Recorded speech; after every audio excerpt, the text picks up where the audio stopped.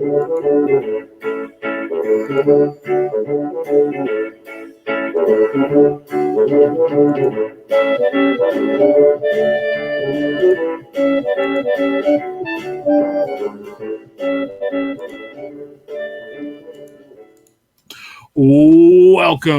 to episode number 80 of About the Cards podcast, live tonight on YouTube. As always, with me, my host, Stephen Loeffler at Junkwax Twins, Ben Wilson at Our Trading Cards, and I'm Tim Shepler at Big Shep 79. We are a podcast by collectors for collectors, hoping to bring you a smart, insightful podcast discussing trading card collecting. That's why we have Tim on the show. Yeah. We're live every Wednesday at 8 p.m. Pacific. 10 Central. On YouTube. A couple other places. Yeah, Facebook, Periscope, you know. You always follow us on Twitter at About the Cards. We're available as a podcast everywhere. Check out the website about the cards.wordpress.com. Find us on Flick Chat app. We'll talk about the pod there. Someone asked last week, you can also email us at... Yes, about the cards pod at gmail.com. Our email again, about the cards pod at gmail.com. Hey, and real quick, I found the stack of giveaways from a while ago. So if you have not seen them or you won one, hit me up about the cards pod at Gmail or on Twitter at Big Shep 79, and I will get those out to you soon. They were put in a box for safekeeping, and then I misplaced the box. Ouch. Yeah. How's your week been, fellas? Mine's been okay. Parents got back from their vacation up to the northern hinterlands, and brought back some new Twins merch and 2 team sets. Nice. Retail team sets. Oh, those are always fun. Whatnots. Yeah. Oh, that's good. What about you, Benjamin? It was great. We went to a local card show, got to hang out together. Ran into an A's uber super memorabilia collector. Ran into a good friend, Sandlot 408, Brian Johannesson, over on the Twitter. Did not expect to see him, big Laureano guy. If you watch an A's game in Oakland, see all the posters. He's the reason they're there. He's the pin guy. He was surprised running into him because I just didn't think that he was a card collector. Yeah, he's the WTF guy. Watching Tim, his mouth drops. Kid walks by. He's got a Royals T-shirt. And Tim's like, oh, "I'm gonna go meet that kid. I want to high five that kid." So he came back later and he was looking through the quarter boxes, and I said, "Dude, you get a discount today." And he's like, "Why?" He was like, "Probably 10 or 11." And I'm like, "Got a Royals shirt on," and I point. I'm wearing my blue Royals hat, and he's like.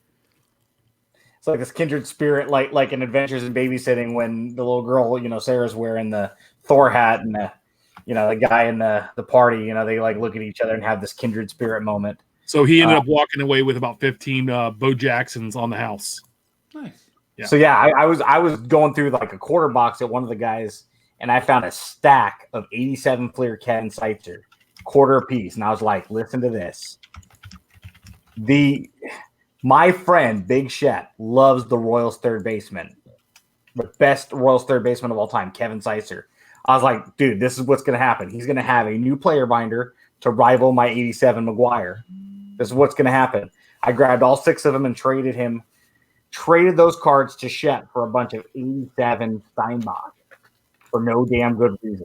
It was a fun trade. Great trade. So at the show, I also trade. These kids came up with their grandma, and they've been by before the table, and they had 70 cards that I would consider quarter cards in my boxes, but that they weren't collecting.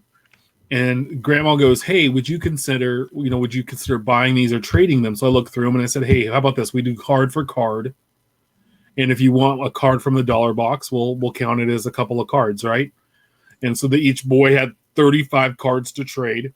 And I made a 70-card trade with 2 kids, and they got a bunch of stuff they wanted, and I got some new stuff, some numbered stuff that I didn't have for the quarter boxes. So I thought it was a lot of fun. Good, and that's what a card show is really about. I mean, I was talking to there were some people on Twitter last week or something. We're talking about making trades, and it's it should just be, I got something you want, and you have something I want. Literally, you and I traded a bunch of Terry Steinbachs that nobody wants, not even Mama Steinbach. And like literally the only two yahoos that probably want this crap was our buddy Brian Bice, who had already left, and me. Yeah. And I gave you a bunch of sighters and a hug. And it's just like, nobody was ever going to buy that crap from you. Nobody. That same stuff was would have been a nice trade in 87 too, because they both were hot.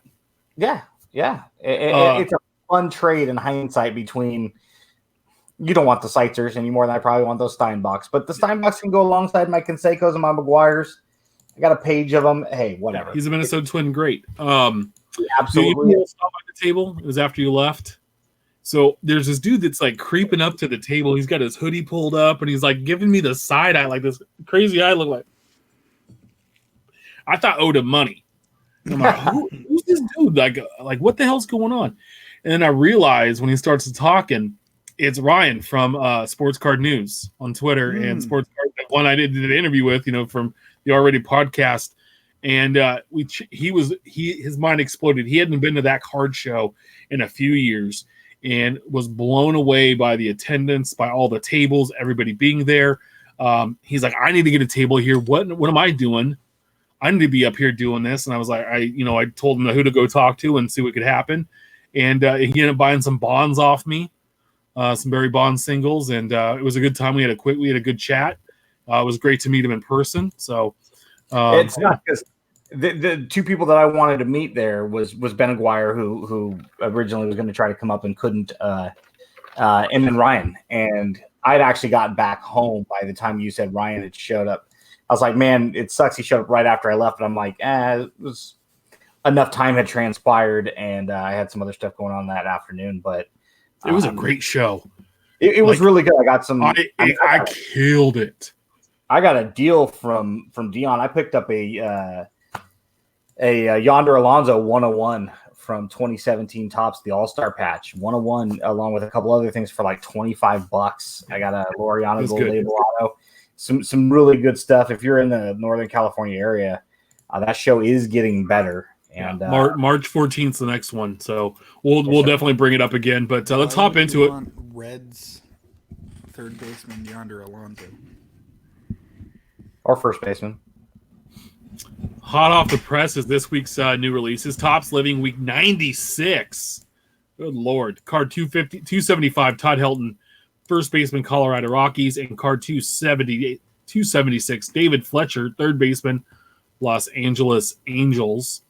And Fletch was a rookie last year, so it looks like they're counting this as 2020 set. So this is the demarcation line of the Topps Living set. So I think the company screwed up because technically by the rookie rules, he played enough games to qualify to have his rookie season in 2018. But I definitely saw the RC logo on some of his cards this year. Yeah. Well, 2019. But not a great week. So Helton's probably the franchise favorite of the Rockies, right? All time. If you think of a Colorado Rocky, him or Larry Walker. Yeah, for retired players, because Arenado's probably going to take that pull at some point. Yeah. But interesting to see. Not too excited this week. And then also 2020 Topps Archive Signature Series Active Player Edition, TTM, was supposed to come out this week, got pushed back to 2 weeks till the 22nd. All their mail didn't come in, so they had to wait for the rest of those signatures through the TTM to come back and clear, so they could put them in one touches and ship them out. A self-addressed stamped envelope? Did they? Yeah, they didn't come back correctly. So tough one. Did you cover the week that was from last week? What do you mean? There was nothing. Yeah, there was nothing. Topps Living. Yeah, we're gonna. Yeah, I got a little ahead of myself. Well, we'll go back. The week that was last week's release is Topps Living Week 95. Not surprising. This is why I skipped it. Not surprising week. Card 273, Lucas Giolito, pitcher, Chicago White Sox, 1751. And then card 274, Kenley Jansen, pitcher, Los Angeles Dodgers, 1729.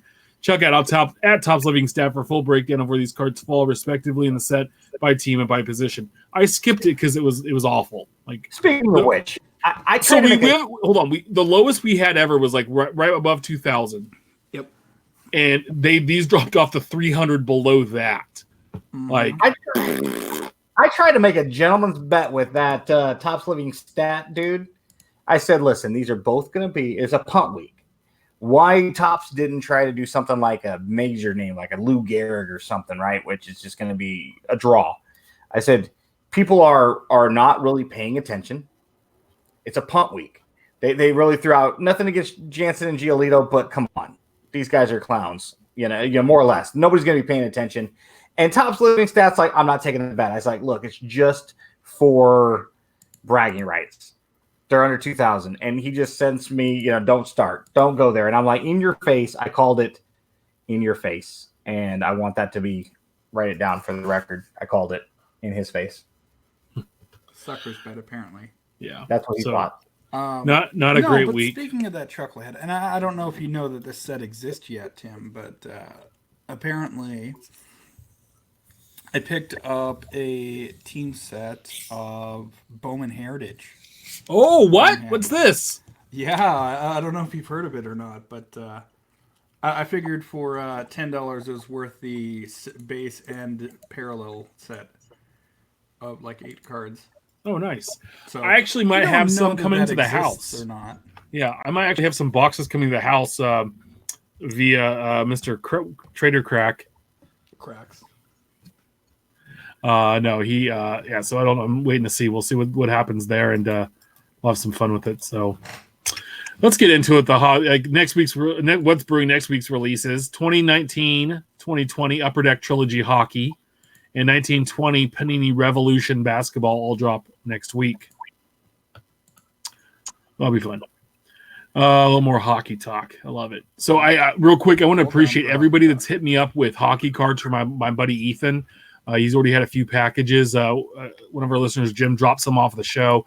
I've gotten a couple on the mail, and some other people said, hey, this summer coming out. So I appreciate that. He's been so excited to see hockey cards, like some old ones and some new ones. And, he got some Gretzky's and stuff. So that was pretty cool. He was very excited. Hop in the Infield chat or Hobby Talk section. A complete team set. What's this? At CRT_sports cards, our buddy Chris Torres tweeted out earlier this week. In the 2019 Topps flagship Seattle Mariners out of 76 Independence Day parallel set is finally complete, thanks to at 848TY. Somehow I managed to buy this without me finding it on eBay, and I'm forever thankful. 4th of July. It was the Omar Navarra parallel, I think, from Update he needed. It was the only one he couldn't find. It's the only one that's, I think, populated and he's seen. Boom, right there. He'd been posting for at least the past 2-3 months. Hey, I'm willing to overtrade for this. I'm looking for it. If you guys see it, let me know. Anybody, finder's fee, etc., etc. And I'd been looking at work, every couple of days. Hey, check to see if somebody had put in. Check the Independence Day feed to see. Nope, not there. Nope, not there. So to see that pop up, it's like, hey, sweet. I guess I can stop doing that because he found it, and that's great because I think that's his only set that he actually collects. He only collects the Independence Day parallels. Yeah, and TT06 is down. He's got some of that stuff. So yeah, he went all in on T206, which is awesome. But it's amazing that only one of these allegedly have surfaced out of 76 of a specific player. Because I know that our friend Chef Chris has mentioned a couple of times when he was looking for Laureanos and specific parallels that he's like, dude, are they sitting on some warehouse? Well, he was wondering if they weren't being kept behind as replacements, but Topps wouldn't comment.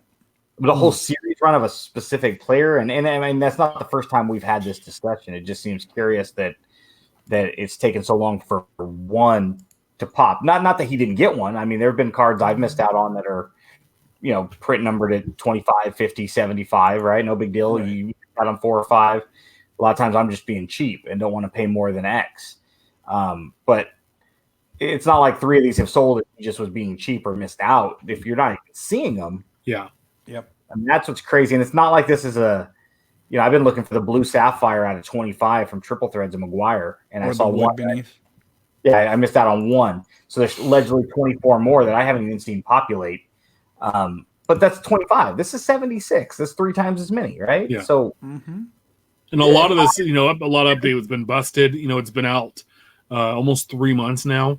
Yep. So major breakers are busting this in droves, right? Brent Williams and stuff. I mean, somebody had to pull 5 of these suckers. Yeah. So just interesting. Glad he got it completed. I love the little. It's one of my favorite parallels of the year. Definitely. It's really cool, and then the fact that he just does it for his team, and that's his team set that he has every year is awesome. No, I'm envious because I would love to be that motivated to get a beautiful parallel set like that. It's just hard when there's 31 of them, and even on something like that, you're probably going to pay on average. I'd love to know what he paid on average, but I would say probably $10 a pop.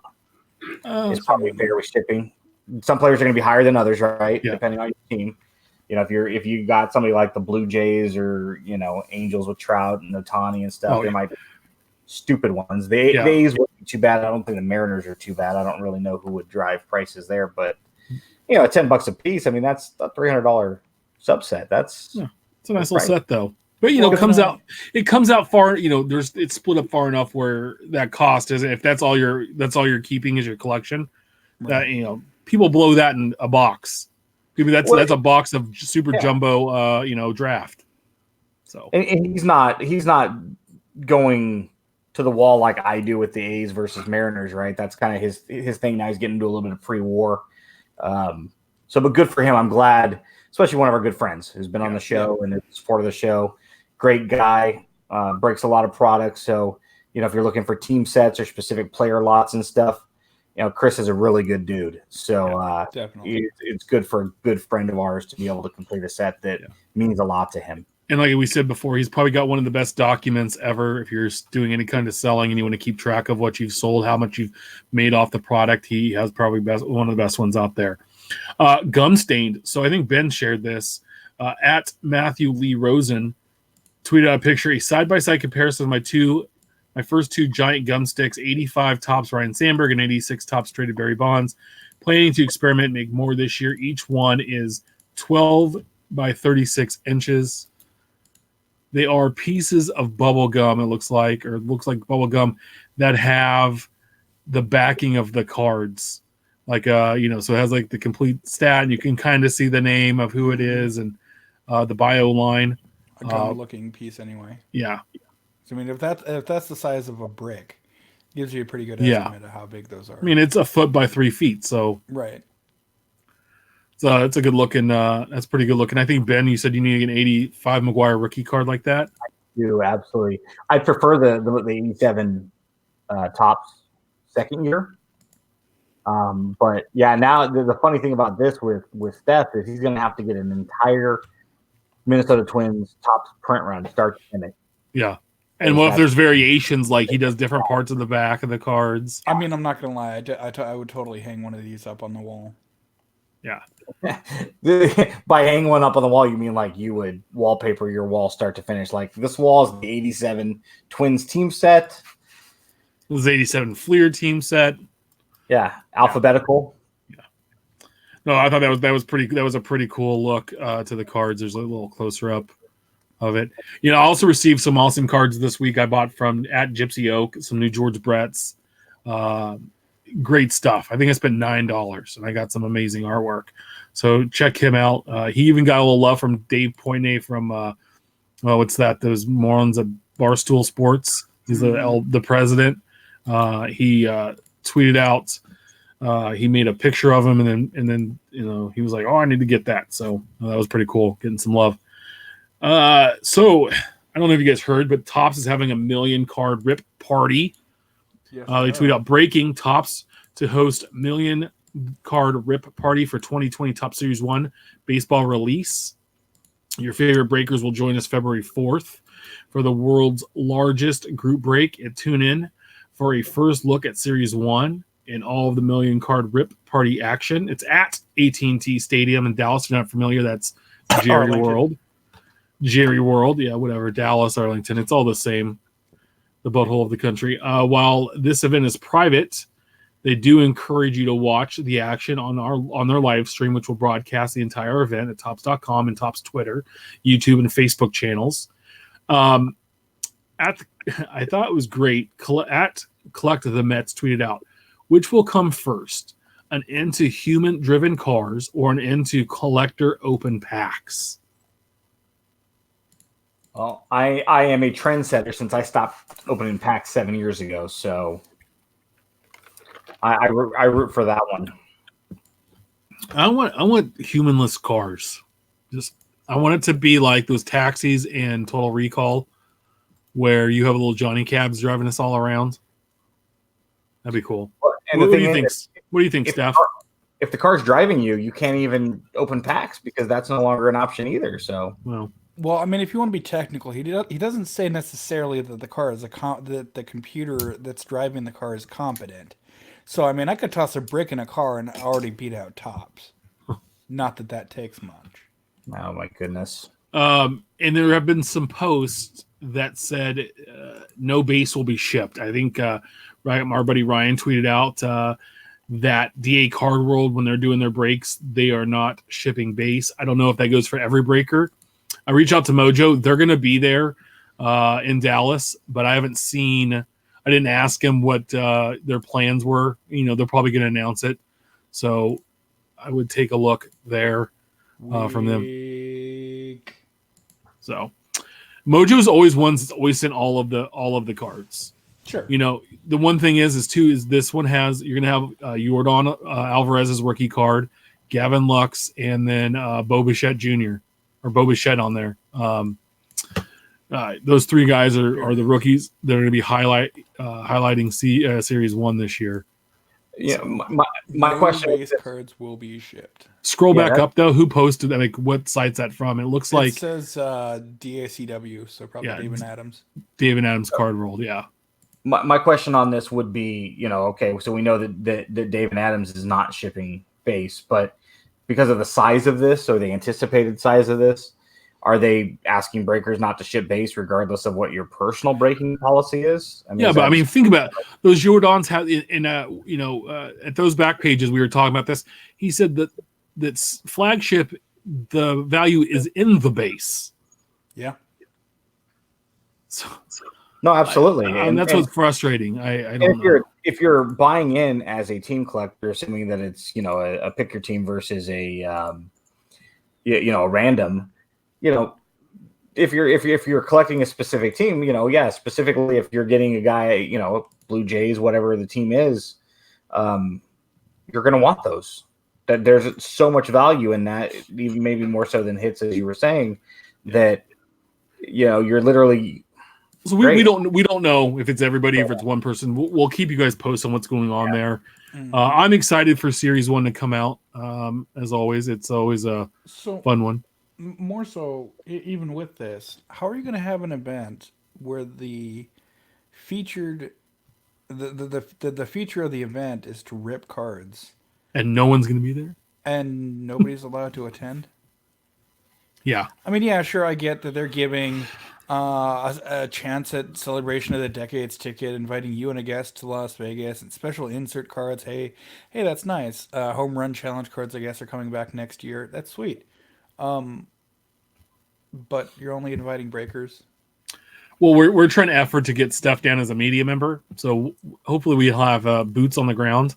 Well, I mean, it is in my backyard. I mean, I could walk there in about half an hour. I don't know. Could you walk that far though? I'm saying, I was about to say, prove it. We want it on camera, and we're going to be ticking, buddy, and you're not allowed to run. I would, but that variable start coming. My doctor already overrules the running part, but no, his shoulder would dislocate. Come on, damn right. No, I would totally take you up on that bet, unlike some other people in chat. Sure. But Ivan's already got the whole walking while talking about cards thing down. So nobody ever said you had to break up his intellectual property. Nope. Nobody ever said. I guarantee you, Ivan will make an exception for you. Yeah. No lawsuits will need to be threatened. No cease and desist. If we ask him, hey, we need to know whether or not Steph, he said it, and we think he's a liar, that he can't walk 30 minutes. I'm sure Ivan will be on board. Yeah, so we'll keep you posted what's going on. If we get Steph there, let's try to effort Steph to get down there, boots in the ground, and be able to share a little behind the scenes of what's going on. Maybe a little live on location. Jerry World probably got pretty good Wi-Fi. Speaking of AT&T's there, right? Let's hopefully that works. So Tops did do something cool this last week. Real quick before you move on, what if he went to a Dallas Cowboys playoff game and just stayed for a couple of weeks? They'd have to make the playoffs. He didn't make. But they got Mike McCarthy, and I have a feeling that Mike McCarthy, who I thought would have options, I guess didn't, and so he ended up in Dallas. And it was a battle between. I can't believe Ron Rivera. Real quick, we're going to get on a tangent on head coaches of the NFL, but Ron Rivera must just like punishment, right? He must be like a dominatrix in his life, because going there is going to be just. Okay, as long as he's there. Cleveland can't find a head coach. They're going to hire a coach before a GM, which, And then Dallas, So 4 of the 5 jobs that were available, right? You get a choice. I either get to work for the Haslams, I get to work for the Maritish debacle with Gettleman involved, I get to work for Schneider, or I get to work for Jerry Jones. Why do you think Matt Rule is like, thank you, David Tepper, I will take the Carolina job? Yeah. And run with it, because your other 4 options are and think about that. Look through your phone and look up some ex-boyfriends, girlfriends that you have and go, which of these 4 would I want? I mean, one of them is probably going to stand out.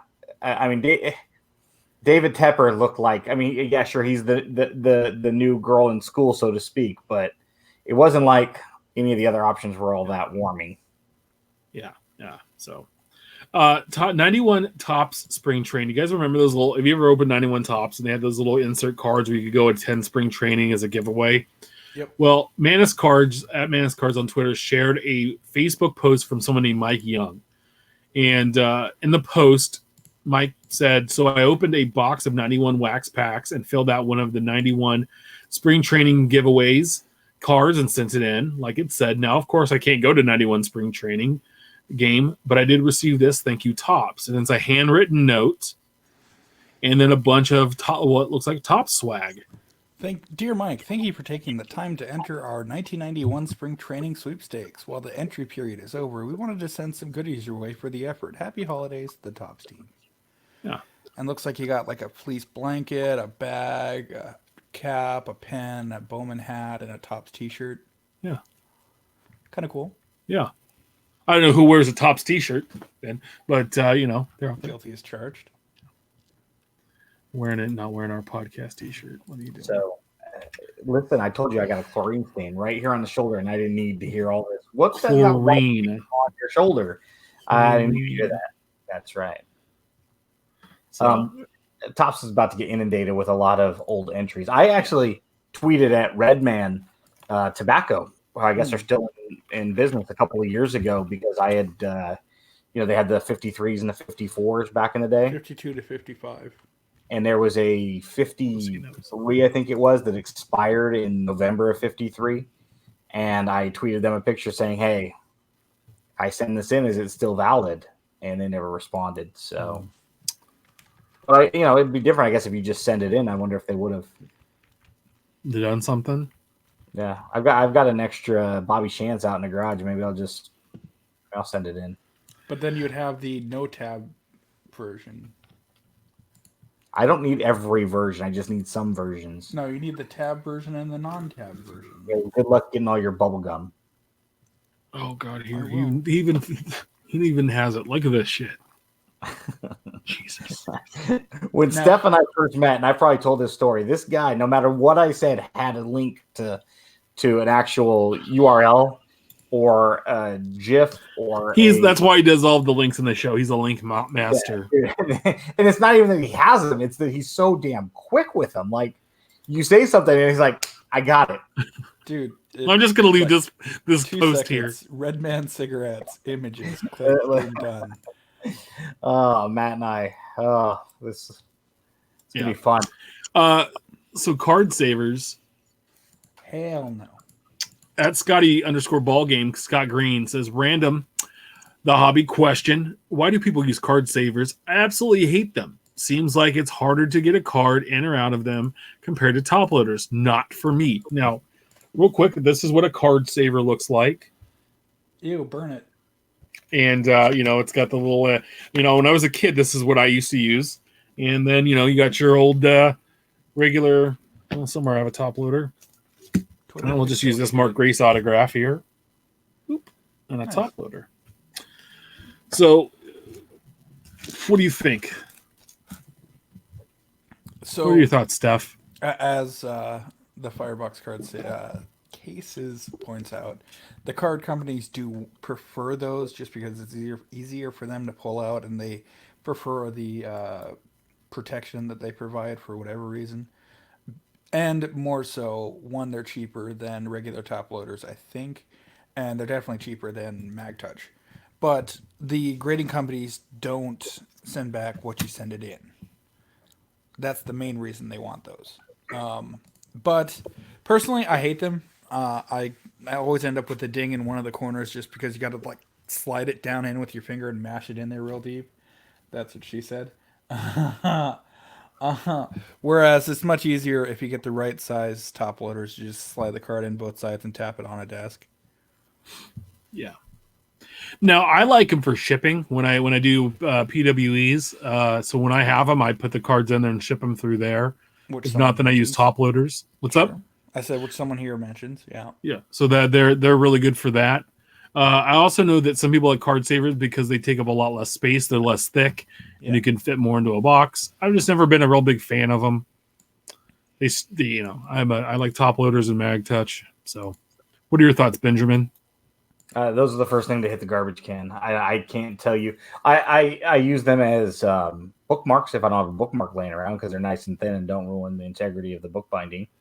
But as far as hey, if you ever get any more, save them for me because I like to use them. So I'll take them off your hands. Okay, I've got a whole. I literally have a whole desk full, 5 drawers of top loaders to the point where I throw those away too because there's nowhere else to store them. Yeah, you can always ship them down here. Why would I ship something that I want to throw away in the garbage? It's literally going to cost me money to ship them to you, and I don't like you that much. Obviously. Jesus. I'll tell you what. I'll get like a 5. Look, I know our teams start the season together against each other, but are they playing like Venezuela or some shit? I think. Oh boy. Listen, I'll start chucking them in a box, and you're welcome to come visit me in California, and you can take them home with you. Yeah. Well, you guys are close to San Diego, right? 8 hours. More so than you, but not. It's a straight drive. Anyway, we're getting way off topic. So, hey, the biggest break ever is happening this month. At top? So, Mojo's MLB biggest break ever. It's 325 box random they're doing. They did not ask me to promote this. I was watching one of their breaks, and I was listening to their podcast, and they were pumping this up. This is going to be insane. So what it is, this is what they say. This is going to be insane. We should have Guinness come out and document. There's never been a mixed box baseball break in history as big as this. Be part of history. 325 boxes, random style, 25 spots total. They've comboed some teams. 6 have sold. There's 883 plus total hits. There's $75,000 worth of product being opened, 17 different years, 61 different unique products. They're including a case of 2019 Transcendent. The King Griffey Party invitation is going to be random through all 25 participants. There's prize support from Topps, GTS, and Panini. It's $3,000 a spot. They're going to do it, I think, over 2 days. I think like there was an 81 Topps box they're going to have in there. They had like crazy stuff. I mean, the Transcendent's $30K alone, and they're gonna random that box by team. If you get the Yankees, I mean, there's a chance you get 100 hits if you land on the Yankees as a random. Mm-hmm. I can't wait just to watch this. So what day is it? It's going to be January, I think 16th, 17th, January 17th, finishing on the 18th. On the 18th. So Saturday. Yeah, it's gonna be pretty epic. Still available. So question. I mean, first off, that's got to be an absolute nightmare for those boys to try to sort. Good luck. Well, they're not sorting it. These guys are so big now. They have a sorting team. All right. Well, Tim and Ben will drive down to the Bay Area if they need some sorters. We'd be more than happy to on that Saturday. I love to fondle. Yeah. Just real quick, how many hours are they anticipating this is going to take from start to finish? They didn't say. Probably a while. Now they're pretty good with going back and forth with the dual camera, where Doug will open something and Dan will open something. They said triple cameras. I think all three of them are going to be involved. C-Rad, Dan, and Doug. So that way, right. Gives them enough time to take a break between, like individually take a break while the other two guys are taking their turns. Yeah, so it's like 2014 Panini Prism Draft, 3 boxes of 18. Steph scrolled by, so I mean it's crazy. There's cases of stuff. Looks like there's a triple threads case, 9-box case. They're even opening up triple play. I'm just kidding, not triple play. They have like Leaf product in here, the Panini product, Topps product. Hit Parade, so are they planning on redrafting at any point, or is it like whatever you get get the goes, what you get the rest for all 325? Yeah, you have the Yankees, you have the Mariners, you have the Mariners. So and then they have they're also gonna have they're gonna be giving they're getting jerseys and other autographed memorabilia to give out for like the teams with the lowest amount of hits, or if they hit a certain, they always have like bounties. So it's like, hey, the first relief pitcher autograph that we pull wins this prize, or the first card number to 20 out of 25 gets this. And so, not that I have $3,000 to spend on it, but I can watch other people spend their $3,000 and enjoy it for free. So, well, just based on this, teams, one of the, obviously, if you get the Yankees versus the Rays. But I'm assuming the Rays will probably be coupled with. Yeah, they coupled 5 teams. There's a few combos here. You got the Tigers and D-backs paired together, the Royals and Rays, the Brewers and Marlins, the A's and Pirates, the Rangers and Rockies, and the Twins get the non-sport and Team USA international undrafted. So that's pretty fair. Because, the USA stuff's going to be a lot. The Pirates, who's with the Pirates? The Pirates and the A's? Pirates and A's is actually a good combo. Pirates, A's, yeah. You might not get that, the most awesome autograph, but there's chances you get some really good stuff in there. And it's part of it. It's breaking's not for everybody. I would love to see it. If they're going to do one like this, I bet they do one for other sports as well. So, no, it's gonna be great to watch. And yeah, the people that are in a socioeconomic class to be able to afford dropping $3,000 on something like this are not the meat and potatoes part of the hobby. Yeah. These are the higher end people that have that kind of cash laying around, that if they lose it, they lose it. They'll drop it on a hand of poker at a table. This is a very specific group of people, and there's only 25 of them. So, we can all live vicariously, and it'll be fun to evaluate it after it and see who really got their money's worth. Right. Based on what we've. That's subjective, right? What I value is going to be different than what somebody that's looking to flip it, right? Because if I had the A's and Pirates and I got $2,000 worth of A's, I might not be all that concerned that I lost 1,000, relatively speaking, if you get where I'm going with that. Mm-hmm. So it depends. I think it'll be fun to watch and kind of see how many of these teams are out have been satisfied with that return. Well, and it looks like they've sold out 6 spots. Yeah. Are they doing a draft? Is it a random or is it a draft? Random. Rando. No, yeah, okay. So, okay. Yeah. So, did you know that a slam dunk makes you super collectible? Apparently. Like if you slam dunk, if you have one slam dunk in your life and it makes Sports Center, the next day you're going to be collectible. So yesterday, Sukau Dombuya, rookie forward of the Detroit Pistons, a 19-year-old, the youngest player in the NBA, the 15th pick in last year's draft. He dunked over Tristan Thompson, Kardashian, in this massive dunk on and kind of stood over him at that. Yeah. He's the first player from I forget what country in West Africa to play Senegal, in the NBA. Maybe? But dude just dips on him, right? It's a great dunk. Hey, it's cool. We've seen fun dunks like that before. But he is a 2019-2020 Prism, right? He's a rookie year. Silver, card number 261. It sold 2 days ago or I'm sorry, 3 days ago on the 5th. It sold for 99 cents with $3.74 shipping. So it sold for like $5, right? Today, it sold for $57. And then somebody sold a two lot for 110 because of a dunk. Times two, more or less, right? So I came home and I looked, real. and I didn't have any of his silvers. I'm glad though, because he was the last rookie card I needed for my second set of Prism basketball, and I bought him 2 days ago for $1. So I'm glad I did. For context, he's from Conakry. Okay. In Guinea, right on the western coast of Africa. Yeah. So this is he's one a of those. history maker. This is one of those prime examples of I needed it today because I didn't want anything to do with it yesterday. I didn't even say his name yesterday. I didn't even know who he was. But I want it today at a multiplier of 57x. Yeah. Right. Or 54x, but I gotta buy 2 to get that to buy that. I just thought it was nuts, dude. Like, really? It's funny. Okay. I was unfamiliar with, I was working today. I was on a break. I'm scrolling through the Twitter and I see Ivan go like, seriously or really, or however he had responded to it. And I was like, what's special about this card? I didn't know, because I'm not familiar with the market in basketball. Was that super cheap or super expensive? Relatively speaking, I wasn't going to do any homework on it because I was on a break. And now it makes sense. That's the rookie card you'd want of the guy.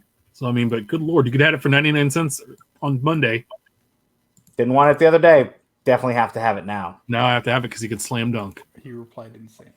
Yeah. At least once. So did you know that 131 is the new 150? It is. Yeah, at South Philly Cards it's at S Philly Cards. Anybody collecting the at Tops 150 or at Tops 50, 100, geez, I can't even speak tonight, guys. 150 years of baseball online set. I'm surprised that it ended after 131 cards. What's the story? I don't know, bro. And no one else knew because no one said anything back. 2.5 days have gone by and no one said shh, Nike. And there we go. Steph's gonna like and retweet it live on the air. What? How? You couldn't find 19 more things to happen in a sport? Well, yeah, I mean, maybe they would sell more than 2,000 cards. So with a set like this, it was hard as a collector, especially one that doesn't buy outside of my specific wants and needs, right? This is a really cool set. Obviously, Greg Cracknell was part of it, and there's some great stuff. And the set could have been so much more, although it did replicate an insert set within the flagship line. My thought, though, is if you had just told us it was going to have X amount of cards from day one, I think you would have sold so much more because collectors could have made a choice for themselves. Okay, if it's going to cost me $5 a card and there's 100 cards in the set, it's going to cost me $500 spread out over 6 months, 8 months, however long it ran its course. Right. We could have made that decision for ourselves with our collecting style and our monetary, limits. But it was one of those things where we could assume that it's 150 years, so it's going to be isolated to 2019. It replicates a lot of the 150 years that are in the flagship. It's like it was kind of a dumb set to begin with, but at least you could have announced what it was going to be. Because if you had said it's going to be a 131 card set, unless that was a divisible by 9 for people that want to place it in a binder and it fit nice and perfect in there, that number doesn't make any sense. And it's just stupid to end it because it's like, oh, shoot, it's the end of December, 131 cards it is. Didn't do math. Can't do math. Well, they can do math as far as money coming in. But no, this is one of those things that Topps releases, and thanks, by the way.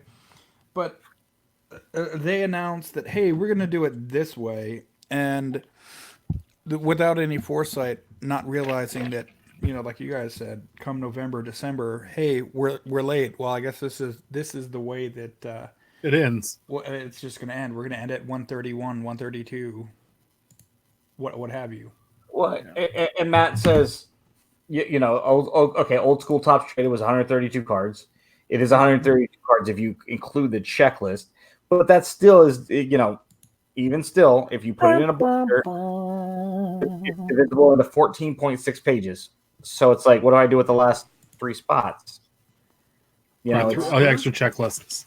Put a wrapper, an extra checklist, and get some autographed by the guys that are dead.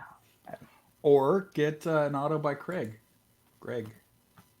I mean, mathematically, we're just nitpicking, and maybe Matt's right. Maybe that's what it is. And whatever, just whatever. Again, if you would have at least announced it so we had an idea, I think you would have. This is the stuff in a boardroom somebody's got to think about. Like, hey, we're going to drop this set. It's going to be online, and it's going to rival On Demand and Topps Now and Throwback Thursday and Living, and it's going to be finite to the 2019 year. It's like, why don't people say, hey, 132 card checklist, including the checklist, and now at least I can do the math of how much can I buy each card at if I'm buying it on the secondary market. Yeah, it's frustrating. Anyway, and how are you not going to release a 150 year set with 150 cards? Because math is hard. Come on, that's just obvious advertising. So clearly scarce. So our friends over at Panini America tweet out, clearly scarce. At Panini America provides details on the unannounced clear mosaic tickets in 2019 Contenders football. And this is from their blog post. In the days since Panini America released the 2019 Contenders football last Friday, market speculation on the unannounced, but on the checklist, 2019 Contenders football clear mosaic tickets. They had one of those out? Yeah, right. Has been that they are pretty tough to come by. Exactly how tough, however, has been something of a mystery. Less than 10, less than 5, less than 2. Well, in a word, yes. It turns out the autograph parallel insert, the highly appealing result of a test run to see how Panini America's popular mosaic prism pattern would mix with clear acetate stock, as rare as it can be. Each of the 83 autograph cards utilizing the acetate mosaic stock is a true one of one.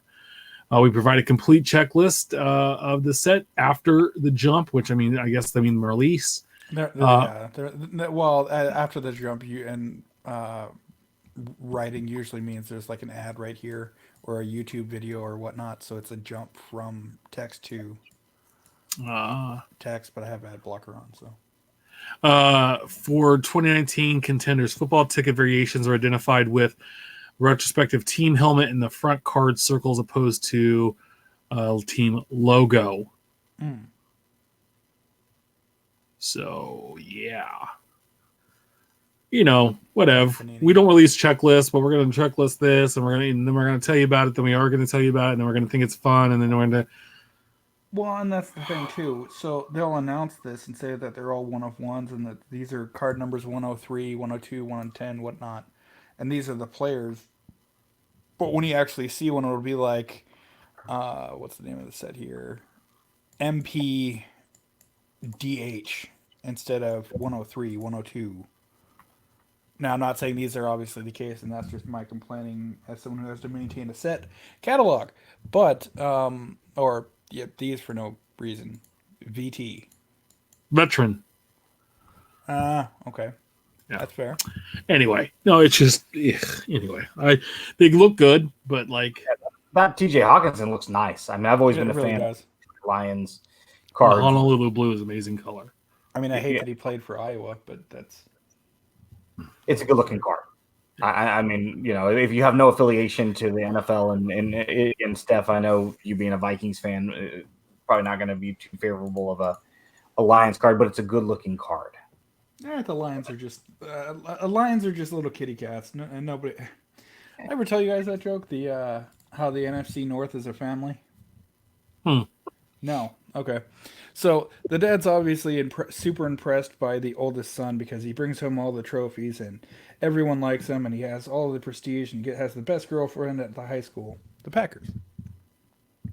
And he's okay with the middle son, the Bears, Because at least he's brought home a trophy, and it's not a participation ribbon. Unlike his third son, who only makes playoff appearances and brings home participation ribbons. And the mom's just happy that the Lions stops trying to stick the fork in the electrical socket. That's pretty funny. Oh, Panini BlockChain. The first ever trading cards utilize blockchain technology. Well, what the hell is blockchain? So I looked it up. Definition: a system in which a record of transactions made in Bitcoin or another cryptocurrency are maintained across several computers that are linked to a peer-to-peer network. I still don't know what that means. I've read it 10 times.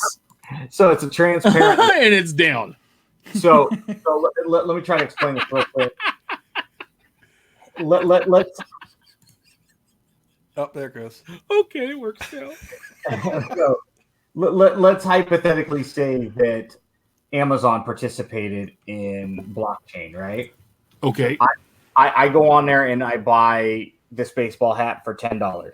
Okay. And there's a transaction, 10 digits that say that Ben used his cryptocurrency to buy this hat for $10. Okay. Now, Tim, you go on and buy your hat for $10 after me, right? We're on the same block. It's the same group of transactions. Okay. And then Steph buys his hat for $10. What it does is the idea, because it's a transparent online ledger, is if somebody wanted to hack my crypto and try to alter my hat purchase, they would then subsequently have to do yours, Steph's, and anybody else's that fell behind. So it's an online ledger to track crypto purchases and transactions. That because they're all associated, it makes it extremely difficult, not impossible, but highly improbable for all the subsequent transactions. Because if you were going to hack it, you would have to do them all, and odds of you being able to pull that off without getting caught. So, well, this is Panini we're talking about. In its inception, the idea would be you have a digital form of a card, a 1-of-1 Mike Trout, in a digital form, and you also get the subsequent physical card to go with it. There has been a little bit of debate, apparently, myself, Cardi baseball. Ivan kind of got into, the three of us got into a back and forth about it this week on Twitter. And well, let me cover what they're doing here at Panini before we get to the real nitty gritty.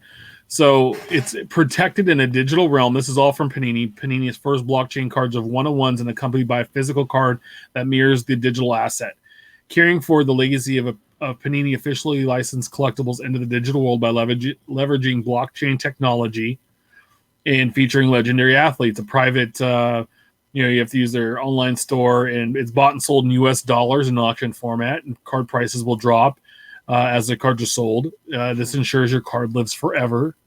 For what it's worth, the next price drop is in 1:38:37. Yeah, these all started at so we had some notes. CardDC put out some notes, and then we'll talk about this. So Panini started these auctions at $100,000, and I don't think any of them have sold yet. How many total were there? I don't know. I haven't really followed it all that closely because I could give two shits less. I mean, these cards are all $40,000. Like, really? Right. I want a $40,000 Andrew Luck. Gleyber Torres. Yeah, with no Yankees logo. Okay, sure. Zero information to prove that this is all from CardDC. So he sent us some notes here. So information to prove that they're actually using a blockchain, could just be databases and additional platforms on their site. Panini plans to announce the checklist the week prior to the auction release. Yeah, he says, yeah, right. They are essentially creating a duplicate 1-of-1 NT cards. Think Zion logo, rookie logo man, but one has a blockchain stamp. The physical and digital cards are separate assets. Only thing connecting them is the photo of a physical card they use to illustrate the blockchain code. Service fee to buy and sell on their platform, 10% up to $5,000 with smaller percentages for higher sales. All specifically found in their updated terms and conditions. Clauses in the agreement allow Panini to make Unilateral binding terms and conditions and changes at any given time. Access to the software may be suspended, interrupted, or terminated at Panini's sole discretion.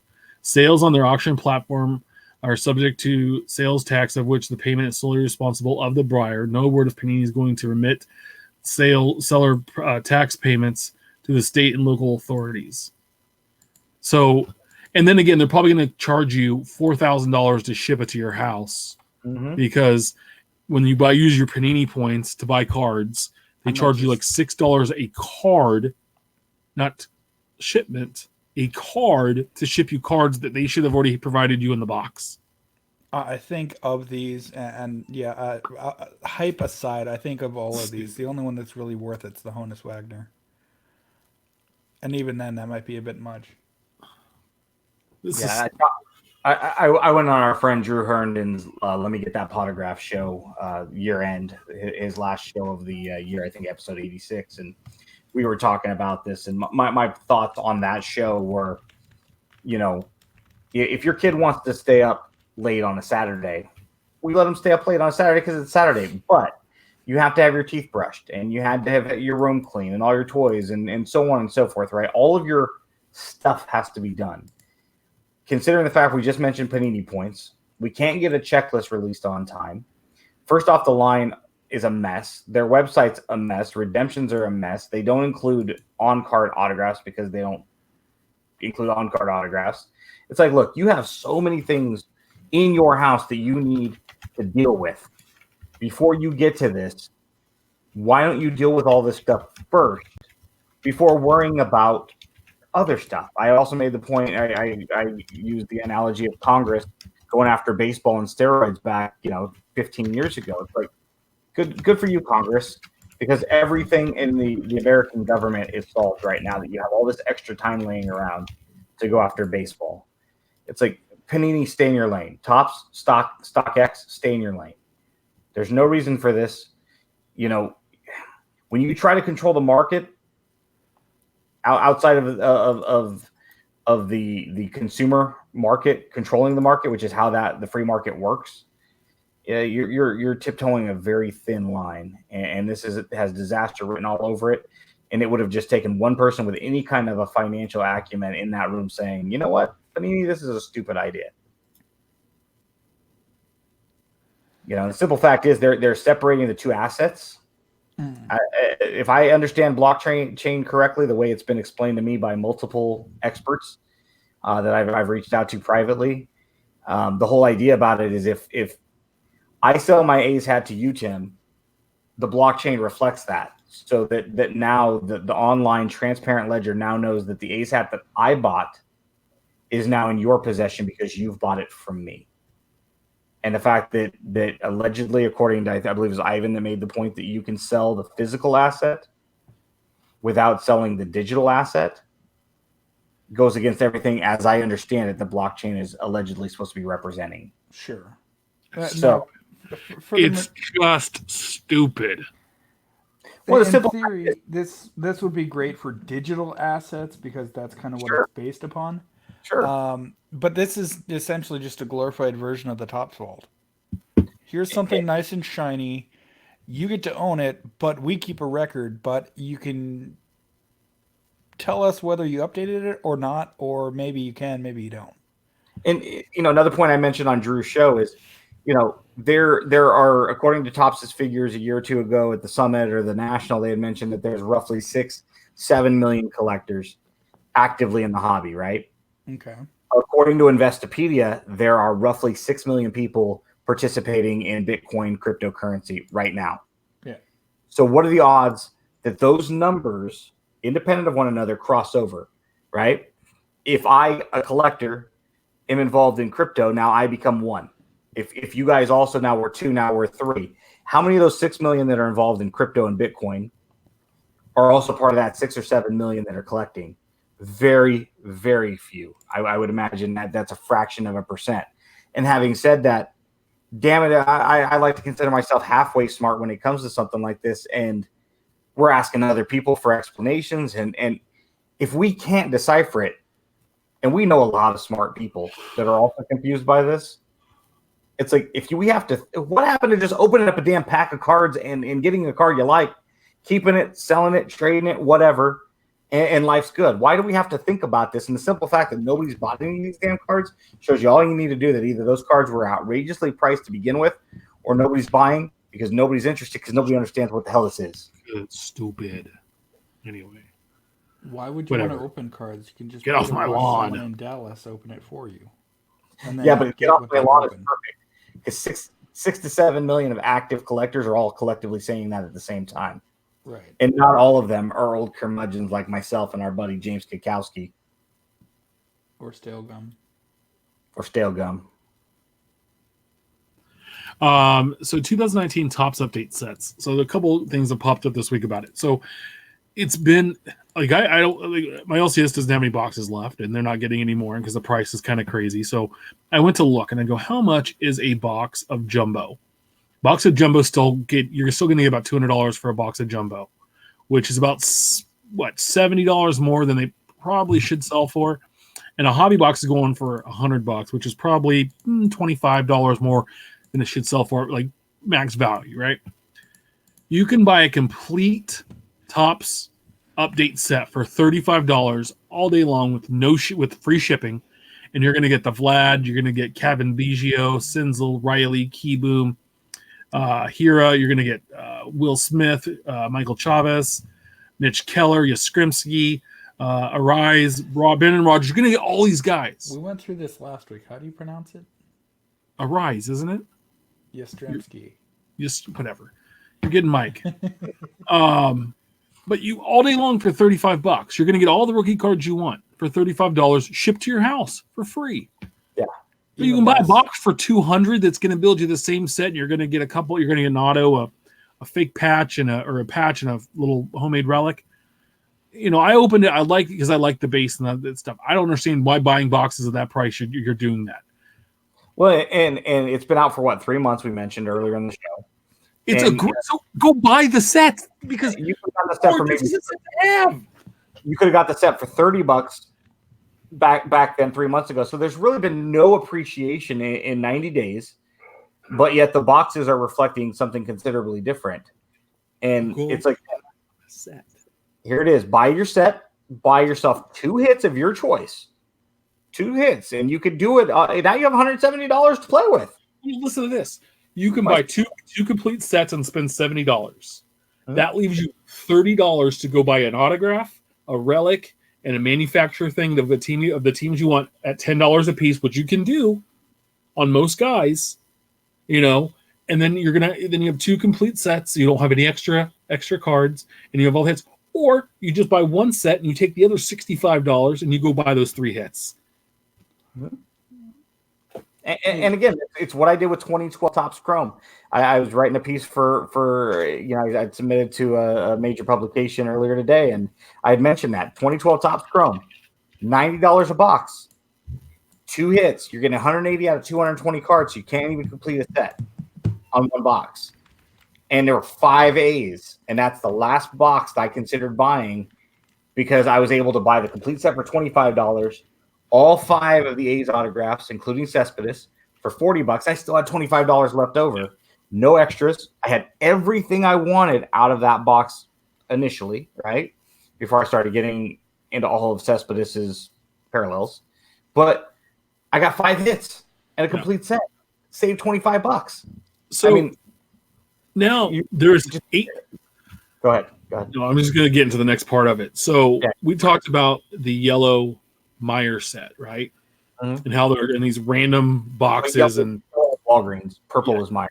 Oh, I'm sorry, yellow Walgreens. I apologize. I got it mixed up. I haven't seen ever at Walgreens here in Sac. But somebody built a complete set and they have it for you if you want for $800. So I have an additional story. That's really not a bad price. It was 300 cards in a set, right? 330? Is that what it is? It's $3. 1 through 3, yeah. That's $3 a card. It's really not a bad. It's not a bad price. Sticker shock, but it's really not a bad price. But where the hell did Topps update yellows come from? I haven't seen it. I haven't really been looking, but I didn't even know they got released. And how the hell did you get all 330 of them? Yeah, me and Angela were talking about this earlier. I mean, in a perfect world, to not get any dupes, you would need. So there's what, 8 packs with 7, 8 cards each, right? So you're probably getting, what's that? Call it 8 by 8.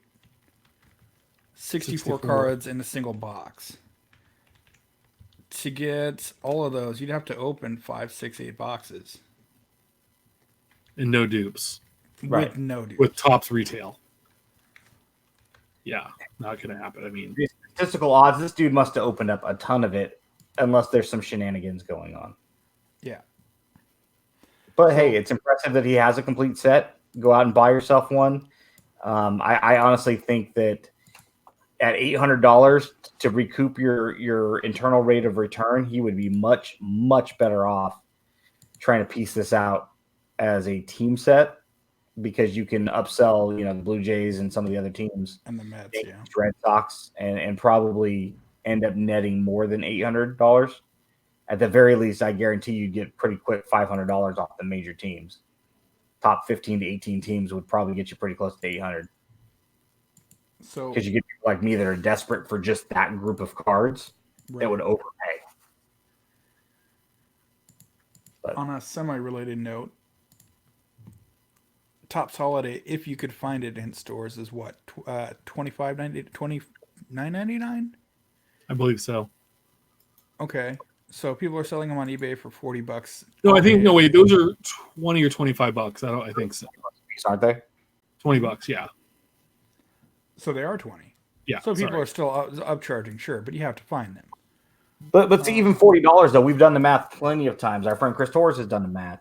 A lot of people have done the math, and once you factor in tax and shipping and fees, if you buy it at $20 and you sell it at $40, you're lucky to net around $6 to $8, and you would have to sell quite a few of them to make it worth your while. And you're up front, at least in the state of California where there's sales tax, you're out $22 today. And if I buy 10 of these suckers, I'm out $220, and I have to sit on it, and I have to sell all 10 of them, hoping. That's a hell of a deal. Hey, Steph, send me that link, would you? Yeah, I just bought one myself. What is it? It's a complete set for $19. And Two fast more and free available 'cause shipping. I just bought this. But I've been wanting to get a set of this to page it. I really absolutely love the borders on these. Steph, where's that link, bud? Send it my way. Got to make a purchase and show. I just bought the last two. No, you don't. Yeah, I did. I'll sell you one for $40. I'll bash your head in. All right. So let's redo this. So at Super 70s Sports on Twitter, if you're not following this one, you're missing out. Said, name a player you think would be a Hall of Famer if he could start a career over. He picked Darryl Strawberry. Steph, who would you pick? So they didn't explain why or how they're starting their career over. So I went with Josh Hamilton. He had a pretty solid career once he got everything sorted out, kind of. But I would have loved to see him at 18-19 mashing home runs for Tampa Bay. Right? Ben, who would you have picked? Yeah, there were three people that came to my mind. Obviously, Strawberry. You couldn't pick one. I can't pick one. Stop, dude. Dude, come on.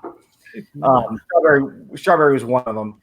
One just missed out on the Veterans Committee Hall of Fame, which is Dave Parker. I think he's got the numbers, so not even. It really comes down to that issue with the drugs and that whole issue surrounding that. I think if he could have stayed clean and he finished his career with Hall of Fame numbers, which is of course debatable and subjective. But then the other guy probably, which is more in line with where we're really going with this topic, would be Doc Gooden. And I put Gooden and Strawberry together because those two yahoos, if they had played for different teams at that time, I wonder if one or both of them might have been a little bit cleaner. Timothy? My pick, I was just confirming my purchase there. Thanks, Steph. Yep. Bo Jackson. Sure. Yeah. If Well, which if sport he would you have him play? baseball, but I'm selfish. I think if he would have to redo it again, he would probably tell you baseball too. But in football, he wouldn't. He originally wouldn't have taken that flight to Tampa Bay or to Tampa, which got him kicked off the baseball team his senior year, and that's why he didn't sign with the Buccaneers when they drafted him. Sure. That was the one reason he didn't sign. He didn't care the Bucs drafted him, but he took a flight to meet the team, and he said, "Will this jeopardize my collegiate baseball career?" And they said, "No, it won't." And it did. And he got kicked off his baseball team, missed the senior season, and said, "Well, I'm not going to play for you." And went like the 6th round of the Raiders the next year, and went on to play for the Royals. What's up? Post hoc ergo propter hoc. After, therefore, because of it. Yeah. And so I really, thanks Hugh Culverhouse, one of the worst owners since Dan Snyder's kind of trying to be the same. There's quite a few in the NFL. We've already covered that. Yeah. So yeah, that'd be ours. So Ben, you've been to this. So MLB Team Fests, Fan Fest are starting. They're coming out. They're happening in the next week or so, 2 weeks, where fans can go out for their favorite teams, and there's supposedly a meet and greet. They do, there's big giveaways and celebration. Hey, the season's starting, and we're gonna go win it. Unless you're the Royals, because we're not gonna do that this year. Thoughts on team putting restrictions on what can be signed if you're able to meet a player? I was reading some things. They're only allowing you to some teams were merchandise that was purchased from the team store that day. Certain items that they hand out or give to you, or even no autograph sessions or anything at all. Hardly any photos can be taken with players. There's limits on what they're going to do. They're going to be on a stage. You're going to be far away. These kind of things, or they're doing lotteries. We're going to get 5 spots away here, 5 spots there. What are your thoughts on these? I mean, you've been to the A's one. You're not a big autograph in person guy anyway, so just kind of take that out of the picture. But what are your feelings on hearing some of these things? I've been to 2 A's ones the last 2 years, and I've had 2 completely different experiences. They were the same as far as how the A's presented it. My personal experience was different both years, and at least with the A's, the players are extremely accessible. Yeah, they've got different stations if you want autographs or pictures, and if you're taking a picture, you can't get autographs. And the reason being is they're trying to move through the line quicker. Autographs are for autographs, pictures are for pictures. No private pictures, but they provide one for you for free. It's very organized, and I really enjoy it. They do switch the players every hour just to kind of give people different, it's kind of luck of the draw who you end up seeing. With somebody like Ricky Henderson, who was there last year, if you were one of the first 100 people to spend $250 or more at the team store on site, you got a coupon or, a ticket to meet him and have a private signing. So basically it's a $250 one-on-one signing. I think you got a picture and you could have 1 or 2 things signed. That's different though, because of who he is and the fact that, if you're doing that with 1 or 2 specific players, right? Royals, you want to do that with George Brett only. Not all the current players, just him, a legend, right? With the Twins, I guess, Dan Gladner, Brad Radke, or, but let's say Joe Mauer, right? And, each of our teams have a handful of players that might come around for a fan fest. Great. But, all the players, I mean, I personally got a chance to meet Billy Beane. He was literally walking through the crowd. Brad Pitt? You got to meet Brad Pitt? I told you last year I met Brad Pitt. I was like, he sure did look a lot like Billy Beane, but I met Brad Pitt. A lot of these guys are walking. You're walking out there between station to station and just kind of amongst all the A's fans, and John Blue Moon Odom just walks by you, and most of the guys will at least reach out and shake your hand. I met Matt Williams walking back to his car 2 years ago. I was like, "Hey, Matt," and he comes over, shakes my hand. I'm like, "Hey, glad to see you as part of the team." Finally, we got a winner on our team, a Giant. Didn't like the Giants growing up. Always wished you'd been part of the A's organization. So I'm glad to see it. And he was like, "Hey, should be a good year, man."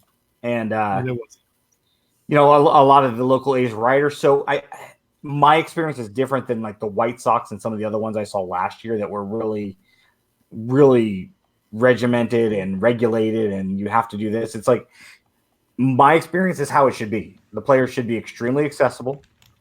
Everything should be free. The taco trucks are free.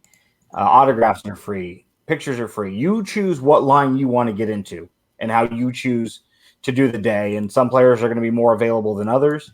Some are not going to be as available. Good. Everything is free with the exception of the Ricky Henderson thing. I'm okay with that. Any team, like you mentioned, that has anything else should be ashamed of themselves. The whole idea is to get us excited.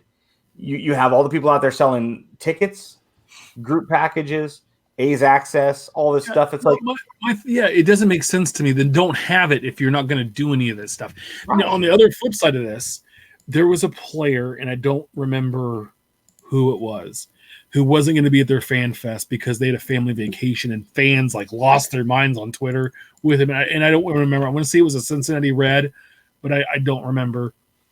And it's like, dude, leave the guy alone. He's got a very small amount of time to set aside to spend with his family in the off season, because he's also, once the season ends, they're still training. They're getting ready for the next season. They're getting healthy. They're resting up. They're getting surgeries done. They're getting rehab, whatever it is, and they're preparing to how they're going to improve for the next season. Well, and realistically, even for a team that doesn't make the playoffs, you've only got all October, most of it, November, December, and January. And that's assuming that's not a lot of time that they have to themselves. That's assuming you're under contract too, right? I mean, some of these guys still haven't settled arbitration cases, and there's other stuff. And the A's announced theirs recently. I think yesterday or today they announced who was going to be there, and Chapman and Olsen Davis aren't going to be there. Chapman had an event last year that it kept him away from the team, and he announced on their website, "Hey, I'm sorry guys, I wish I was there." But all of their young catchers, Jonah Heim, Austin Allen, Sean Murphy, are going to be there. Laureano Piscotti, who's obviously a local favorite with the Bay Area. Most of their pitching staff, Puck, Luzardo, Montas, are all going to be there, and the coaching staff.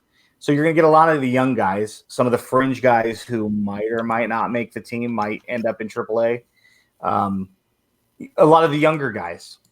And Marcus Simeon's going to be there. I mean, he finished third for MVP, and he's a local guy. Vita Blue, Raleigh Fingers. And that's who they've announced so far. That doesn't mean the roster's not going to change in the next 2 weeks. You're not going to meet everybody on the team, but there's going to be a lot of people there, and a lot of it's going down and meeting fellow fans of your favorite team. And I hate that my experience is different than other teams' fans. Well, I'm looking this up too really quick. I just typed in MLB Fan Fest 2020 into Google. The Dodgers, who I hate, it's free to get in. They have a main stage with player interviews. They have interactive games for all ages. They have a free junior Dodgers autograph session. They're going to sell tickets and merch. You can upgrade your experience with a VIP pass. So you buy it yourself, and you're going to get to player meet and greet, autographs to the clubhouse. You're going to get a press box tour, but you have to have this. But you have to buy this pass, but you can get in free. Now I look back. The Royals said they have tickets. They're on sale. So the Royals, who are awful, are selling tickets to this thing. And Twins, it's $25 to Royal, go to Target. Yeah, Royals is $12. Kids are $5, and they're doing it over 2 days. But at the same time, we also have the Winter Caravan, where the team will come out to different areas of the state. I think even so, the first event they actually hit my hometown and Fargo nearby. Next day they go to Brainerd and Duluth. The second leg is mostly in the Twin Cities, so you got Minneapolis, St. Cloud, St. Paul, Worthington, which I think is in the middle of the state, Sioux Falls, South Dakota even, New Ulm, Mankato, that's all in the Twin Cities, Hastings, Rochester, Winona, Welch. So even if you can't make the Target Field official $25 event, they have some of the guys, I feel sorry for Arise and Trevor Larnack, who actually have to go to very northern near Canada, my hometown. And if I didn't have a hobby dinner to go to that night, I would be there. But it's kind of nice that they'll ship out guys throughout the state and even South Dakota and North Dakota to have a public night event where it's hosted and emceed by the Twins broadcasters, Jack Morris and Dick Bremer, at most of them, and sit down, eat, sign a ball, sign a card, sign a poster. I mean, no, but I'm just saying it seems like it's like, hey, we're gonna do these big events, and then every year it's like we're taking this back, we're taking this back, we're taking this back, we're taking this back. Now it's gonna be, we're not gonna have it. It's gonna cost you $10,000 to get in. Well, and they're restricting what you can have signed, especially. Yeah, that's ridiculous. There was a couple years ago, Yusmeiro Petit, I think it was, that was in the A's kids section. Yeah, literally pitching balls to the kids. You could get, hey, you want to go hit a baseball? Awesome. And they're like, little wiffle balls and stuff. But it's like, dude, how tall do you have to be? Because I'm only 5'6" on a good day. Can I go in there? And how cool is it for your kid to go get pitched to by a major leaguer? Doesn't matter what the name is on the back of the jersey. Completely free. Yeah. And you almost put your kid over there and go, hey, Yusmeiro, I'm going to go over here and grab some dogs over at the free truck. Can you watch my kid? Hey, do you want anything? Because it was like they were that accessible. And last year, the A's had partnered with a local Little League. And I don't know what the kids had to do, but it was like an inner city league where there's not a lot of money. And kind of like the RBI program or whatnot. Yeah, each kid was teamed up with one of the guys. Matt Olson's walking out, he's walking with a Little Leaguer. How cool would that be if you're 10 years old? Yeah. And for me as a fan of the team for 30 some odd years, it was awesome to I'm sitting there with my dad and I'm like, that is cool. Look at the A's reaching out to the community, partnering. The players are going to walk out anyway. Yeah. Why can't you let them walk out with a Little Leaguer? Make that kid's life. That kid's going to know about that forever. Unless it's Felipe, Vasquez or Ruben Rivera. It's not. Anyway, so yeah, no, I just thought it was crazy. I was reading some crazy things, but if you do get to go share it, what happens and what you see, it'd be great. So last year we did this kind of like guys to look to if you're going to buy. If you're out in the market going, God, who should I buy that might be undervalued in the hobby at this point? Where hey, if I'm looking to buy it at $5, maybe sell later in the season for $10, and then go buy something I want, something to that effect. We're not. It's not investment. We're not advertising that stuff, but a couple guys we're looking at to say, hey, listen, they have potential this year to break out and to have good seasons. And if you're looking to do that, or you're trying to stockpile some cheap rookies and on the hopes that they turn out well, and you can say, hey, like, I always love it when you buy a card for $1 of a guy, like you have a feeling about a guy. It's like fantasy sports. Like, your sleeper, like I have a feeling that this guy's gonna be really good, and I get him in the 8th round, or I picked up this card for $1 because I feel like he's gonna really be he's gonna be a good player, and the card's gonna explode in popularity. And it happens, and then you can have that story like, yeah, I was ahead of the game. What's up? It's in a box somewhere over here, but I got you. I love doing that. So we each picked a couple players that you might want to look to pick up before spring training. So like right now is a prime time to do so. So Steph, who are a couple guys you're looking to go after, or you would go after? So I know people swear by not collecting pitchers, but Tampa Bay, for the most part, has a pretty good history of raising pretty good prospects as far as pitchers go. And I figured where better else than to go with one of their top picks, Brendan McKay. It's kind of putting it together in the minor leagues this year. And he just got called up at the end of last year. Yeah, he got shelled, but his minor league stats are much better, and I think a good year of seasoning might do well. Yeah, and he also can hit. And he can kind of hit, indeed. Yeah. Who else? So to go along with Mike Trout and 48-year-old Albert Pujols, the Angels also have Joe Adele. Young guy. The singer? Adele? Not as quite. He may not be a fan of breakups either, though. No, he's played 3 minor league seasons. Pretty good contact hitter. Some power here and there. Kind of speedy. 143 stolen bases in the minor league so far. Three seasons worth. Yeah. I'd like to see what he puts up, because he reached looks like AAA last year, and he's only 20. Yeah, I like Joe Adele quite a bit. That's a good one. Anybody else? Homer pick, Luis Rise. I picked up for the Topps holiday cards on ComC A few. 80 cents. Let's see. 1, 2, 3, 4, 5, 6. I don't know. You can 7, count that 8, high. 9, 10, 11, 12 cards. Yeah. Plus the set that I just bought on live on show. Yeah, which there's one left because Steph bought one, I bought one. I put the link in the chat, so if you want to go find the last one. Ben, who do you? Yeah, go ahead. So why Luis? Why Luis? 22 years old. His first season in the majors, almost 400 some at bats, and he still hit 311. Slugging's it's okay, but dude absolutely has not seen a pitch he doesn't like to hit, and they're hit for hits, not hit for outs.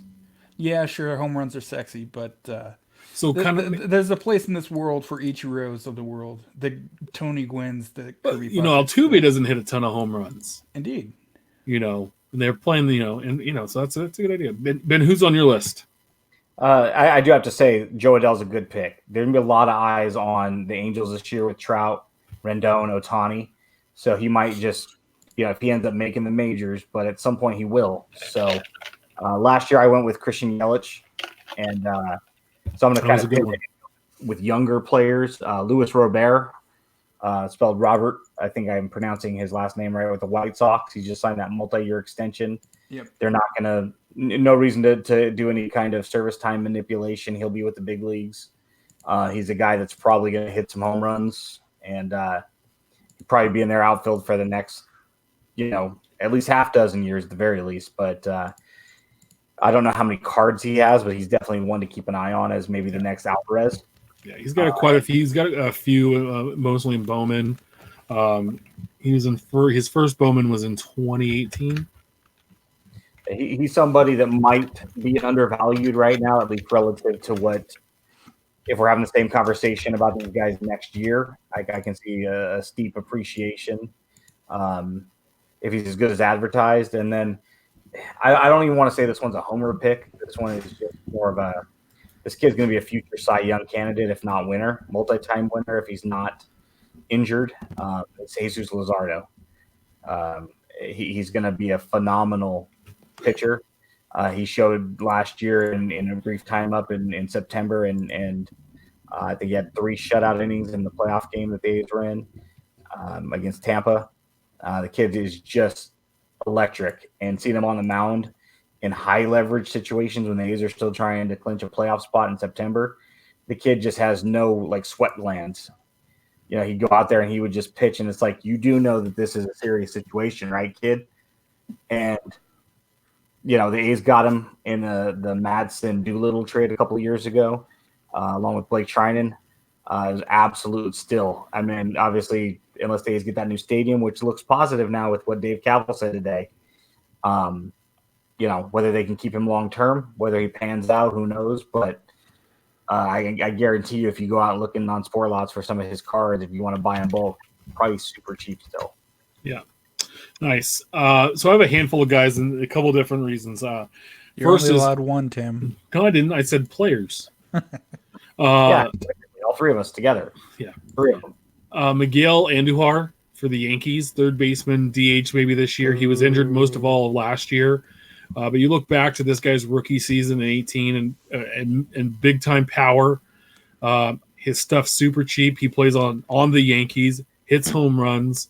So those things are in his category. And he was out all last year, so people have forgotten about him. He's one guy to look at. The next is Shohei. I still think his stuff, it was so hot in 18, and it really died off last year with the injuries, and people are speculating.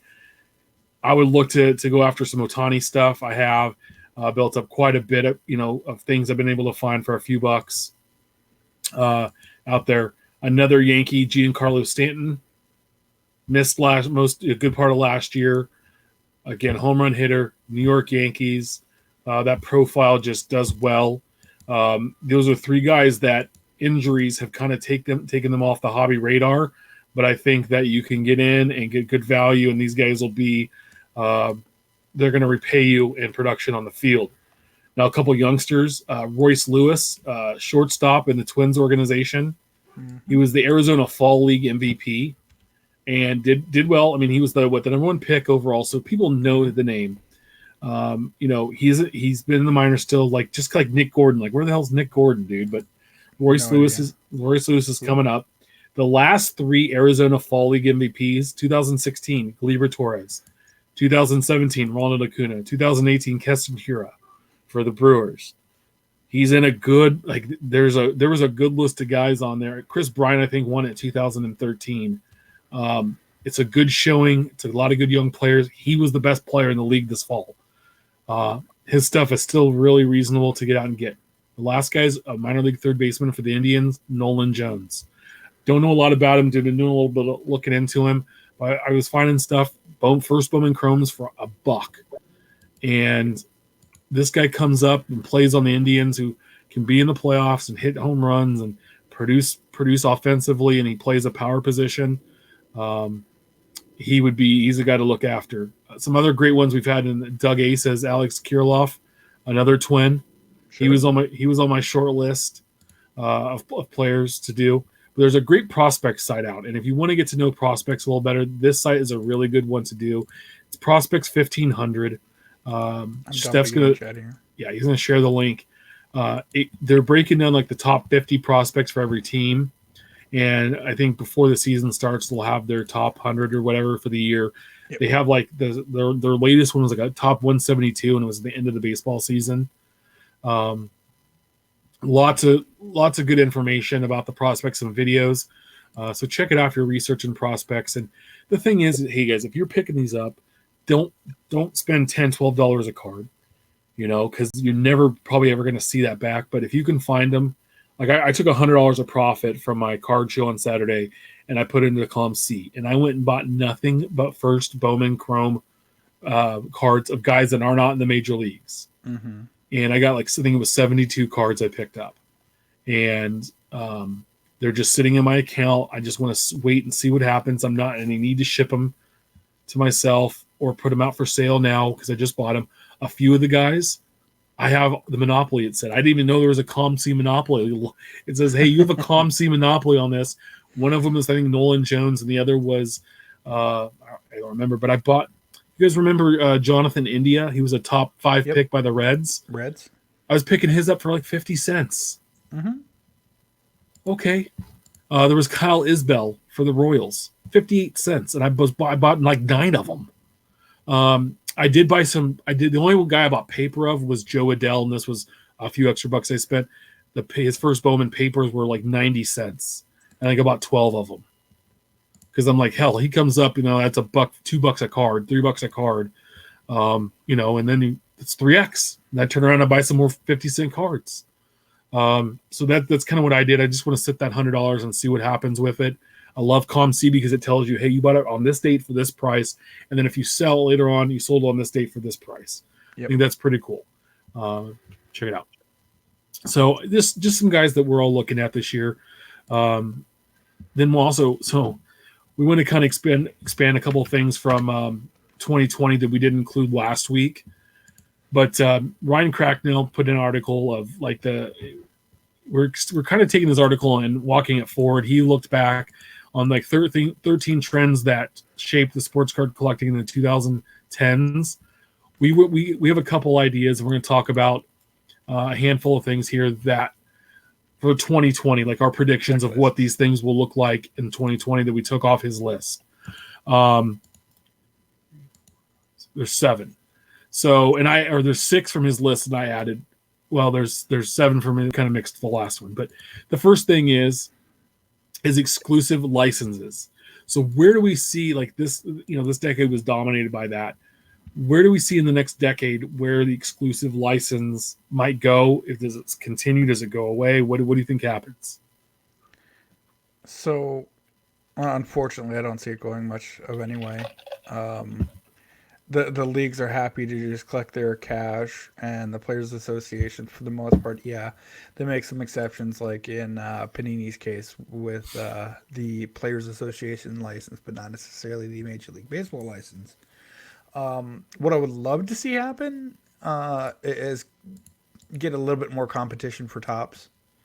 Full with logo and everything. I know Upper Deck may be out in the realm for baseball, unfortunately, as far as their previous misdeeds in 2010. But maybe like a TCMA for minor leagues, or Score. A Herb Score card is one of my wish list items, because you have a few players that have had the last name Bowman that have a Bowman card, but there's not a Herb Score card. Come on. This writes itself. Rookie Davis rookie card. Well, yeah, exactly. Or, for MLB and RBI, the baseball games, I really want to see Benintendi be the Nintendo cover image, cover athlete. We gave him too much airtime. Mute him. No, I think the licenses continue. I mean, I think you would probably agree with that too, Ben, right? That they're not going away. No, they will. You're talking about a 10-year window, right? Yeah. Here's what's going to happen. This bubble that we're in right now, this modern day junk wax breaker era bubble, will burst in the next decade. And a lot of the high end dollars and some of these major breakers are going to have to leave the hobby. Because what do you think does it? What do you think breaks the back? Ultimately, it's just oversaturation. What's going to end up happening is people are going to look around and go, how many one of ones are there that I can get? I think that these Zions and the next guy in line selling for stupid prices, Adley Rushman outselling a 52 mantle. At some point, the money is going to burst. It's an artificial market, and it's going to happen. And as the hobby regresses to the mean, what's going to end up happening is so much of this money is going to leave. The only way that the hobby will ultimately survive this ebb and flow would be to open up the exclusive license and allow other people to share. They're going to have to offer something to the collectors to keep them involved. You can't have 47 parallels of a Zion Williamson year in and year out. Once, you might get away with it. Twice, you're pushing your luck. 3 times, fool me once, fool me once, twice. So, 3 times a fool. We will see a major license, whether it be baseball or football, open up to have more than one sport in this decade. And it's going to be great for guys like us. We're just going to be there to whoop up all the extra. My $10 is going to go. I'll no longer be a cheap ass. I can just, it's going to be like, oh, mister, you have $10 for cards. Come see me. A $5 foot long at the Subway is a great value. I'm telling you what, that $5, I'm going to go hungry today because Mama's about to get me some loving. No comment. Family show, group breaking. Player not exclusive. Not compliant, but family. Player exclusives. Like I only signed for this one company. I only signed, basically, you have Ben Simmons and Michael and Ichiro, LeBron all with Upper Deck. For a few years, would never sign with Tops. Mm-hmm. Yeah, those are going to continue because money talks, and players are going to be okay not having to sign umpteen thousand Bowman cards. It's going to keep going. Even if licenses are opened up to multi-sports, you're going to see certain players continue to sign with just one brand because money talks. Yep. Doug A has a good question, but don't you worry about oversaturation of products again if they do open up the license?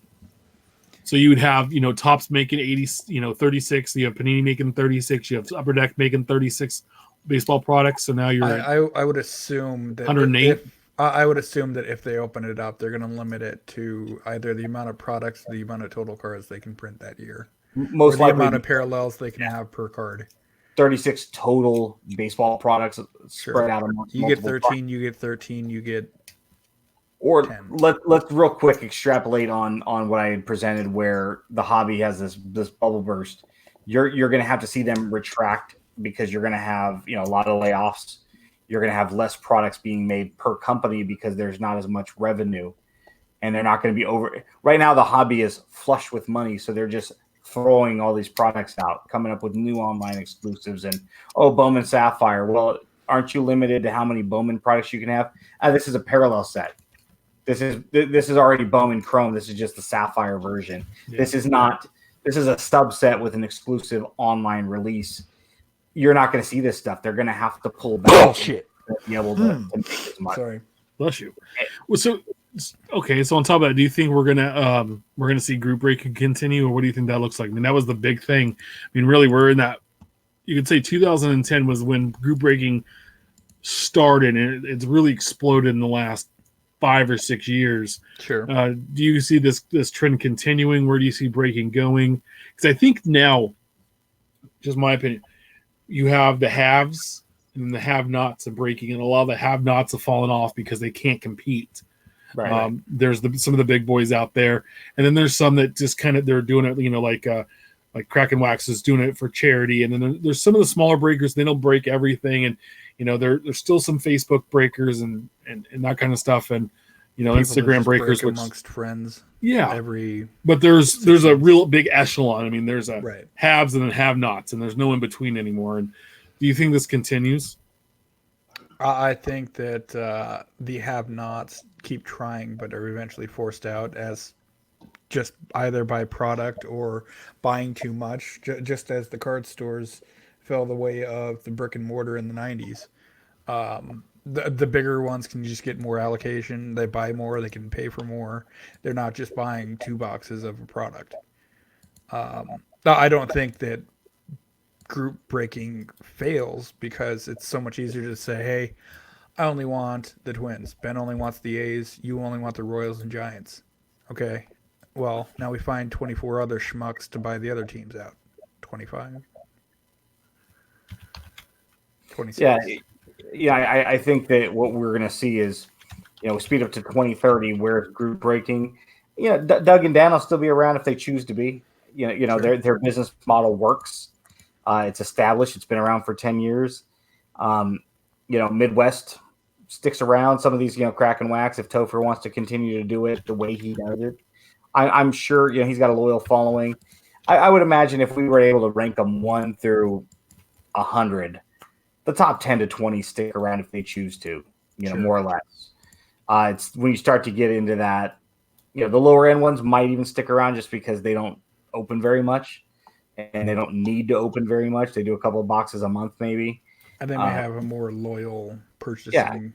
I mean, if the three of us decided we're going to do box breaks and we're going to keep our own teams and then we're going to get some of our friends to buy some of the other teams, you know what I mean? If we got with Matt and he gave him the Cubs and Mark Hoyle gets the Red Sox and we just do it as our group of people, let's open up 3 boxes a month as a group. That will last for as long as we want to, right? It's like a fantasy football league. What you're going to see, it's kind of like the car going down the freeway. That's Mojo breaking these other big boys. And the bugs that are hitting the windshields and flying off are going to be the small ones that come and go when they realize that it's not sustainable, for everyone. Sure. And it'll be around much smaller scale. Products like Topps Transcendent, they're going to be gone. The ones that are hit driven only, I think will be long gone by then. What about grading? We've had so many issues this year with grading and questionable ethics and laser eyes. Yeah. That's to be determined. We're going to need to know what the fallout is and how, PSA and BGS and PWCC and Probstein and all these other and Boda people that have been involved.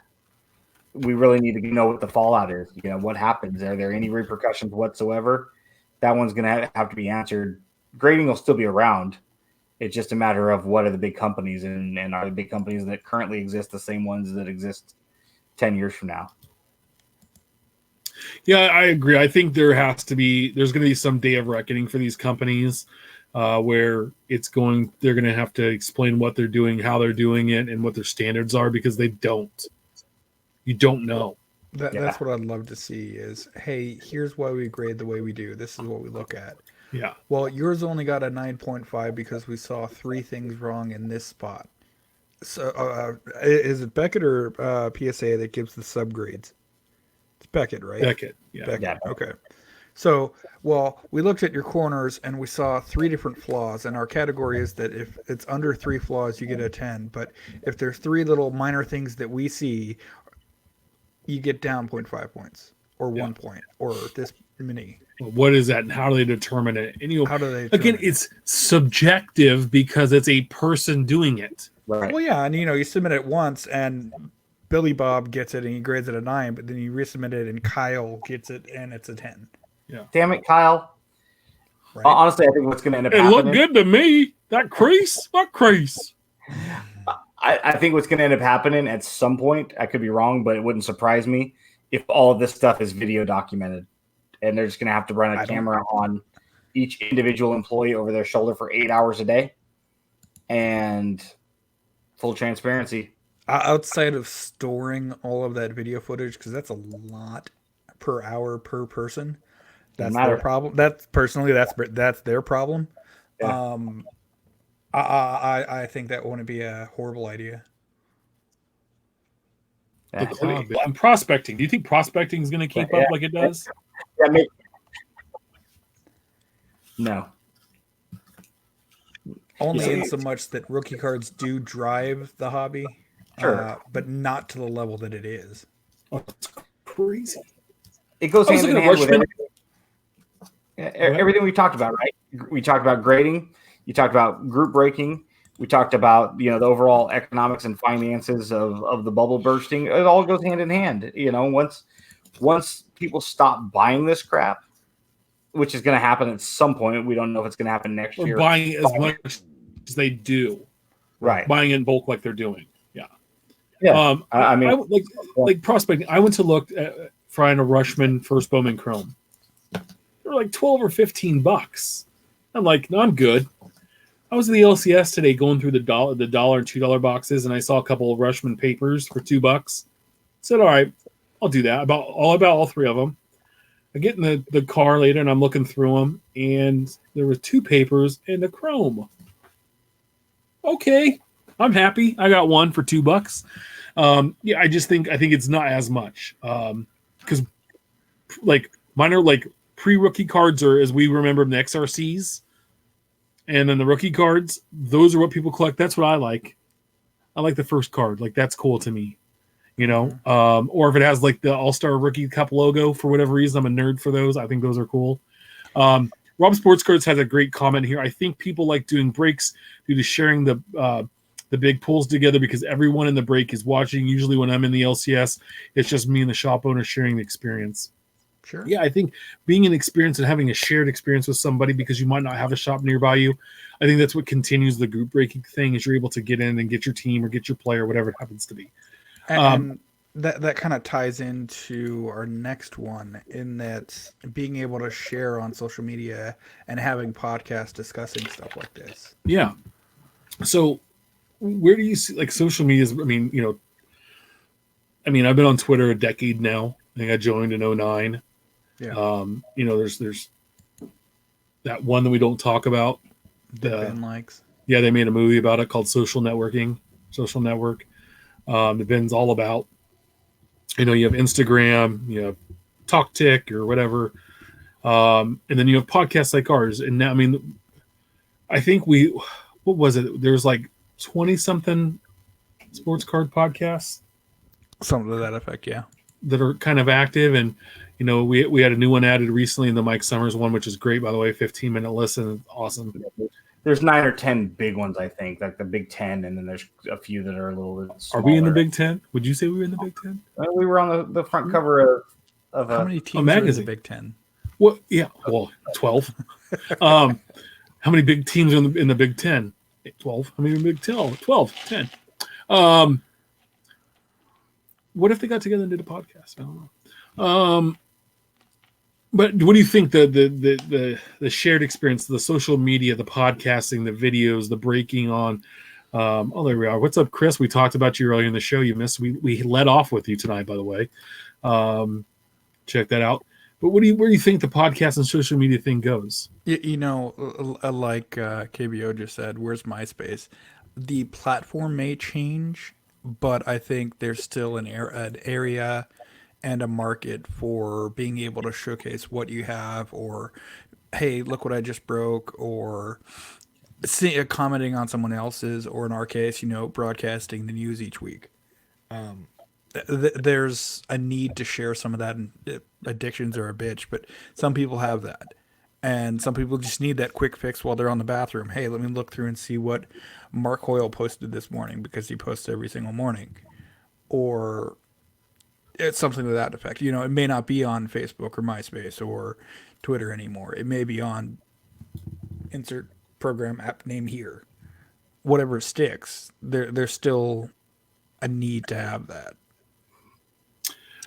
Real quick, so the LC, this guy's been selling cards all day, but he just posted 6 Luis Robert first Bowman Chromes for $10 each, right at like just a few minutes ago. It looks like. Anyway, yeah, no, I agree. I think there's gonna be some kind of an aspect to it. There's always going to be.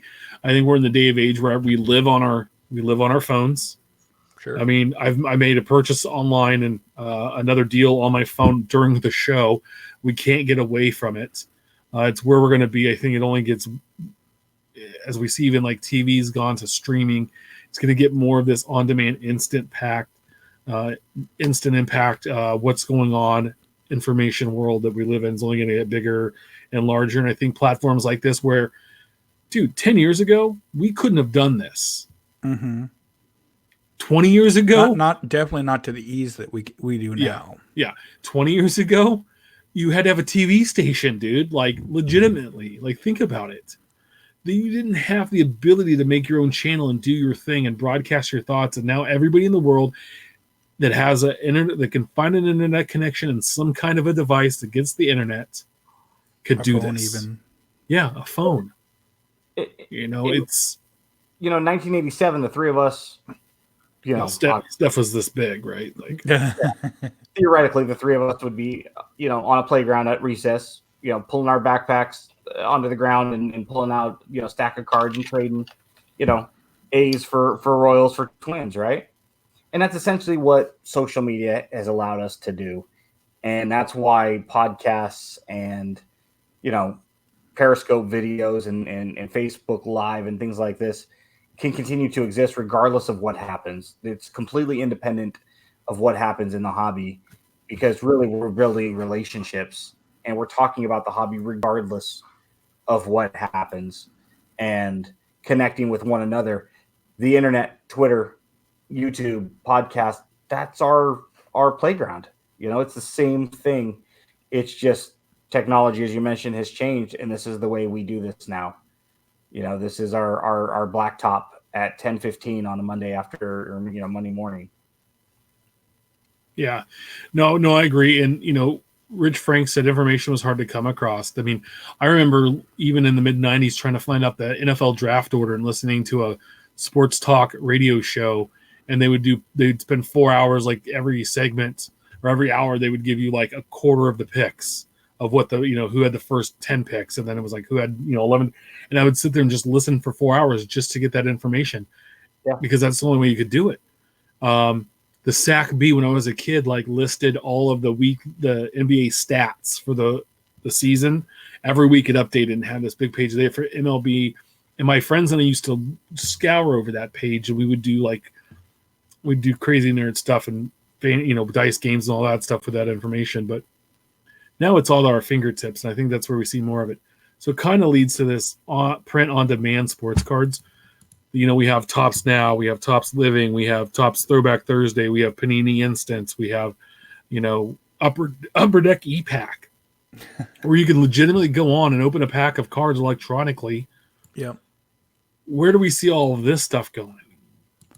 The on-demand stuff specifically. E-Pack in particular, 10 years ago, you wouldn't have even thought feasible outside of Topps E-Tops, as it were. But now you have it where you can go online and buy a case if you want and rip through each individual pack online. It's stored in a facility and you can set your price and be done with it at the same time. It's kind of cool. I think that further innovations come out like that. Maybe not necessarily digital only, But I'd like to see a return of kind of what Topps did in 2011, 2012, 2010, 2011, where they had, a code that you can punch in and, hey, you got a free card as well. It's a nice toss-in. Or something I mentioned earlier, with the Topps living numbers going down left and right. Series 1, Series 2, toss in a redemption for a free card for a free week. $1 million idea. Yeah, there you go. Free. Take it. So just some thoughts. We have a couple quick thoughts before we head out tonight on our podcast in 2020. We're going to get more interviews. We're going to have more people on. We're going to do more live on locations or LOLs. We only had a handful. We're going to have more of that stuff. We're going to have more vintage talk. We're going to have more show events where we're going to do things built around the show and expanding out. And then we're going to bring back some Saturday or Sunday shows with the full-length interviews with the Collector Spotlight. We've kind of gotten away from those. And might have a major guest on soon regarding one of those. Should I get my scrubs? I'll let you know on the 20th. Well, you are my scrubs, the two of you. No, I thought Kevin was your scrub. Hello. So just be on the lookout. And if there's more stuff you want to hear or have from us, or if you don't want any of us, let us know. We appreciate it. How about non-sports? Those are cards too. They have feelings too. As Doug Cataldo used to call them, entertainment cards. I can't knock it. I sent in a bunch of it's all about Stranger Things. Stranger Things cards to ComC, and the cards themselves the singles are selling for 50 cents to $1 each. They're not the ones I sent you, are they? No. Oh. No, from Series 1, Season 1. Oh, that's not complete. You're missing like 7 cards. I know. It says complete, but it's not. It's at the show this past weekend. My dad picked up a lot of 23 cards for $7. They're Beatles cards from the 1970s from Holland. 70, yep. I reached out to Ryan Cracknell. It was hard to find out any information, how many were made. There's 100 per series, 200 total. Other people are saying 240. Some are saying 320. There's no backs. There's slight variations to the fronts. It's an extremely hard set to get any information on. So it's kind of cool. It's one of those things where even people who are in the know, you come across a set and like, what the hell is this? And then other people are like, I don't know. It's pretty friggin' neat. And the only thing that Ryan could find was something from 2012 on some old forum.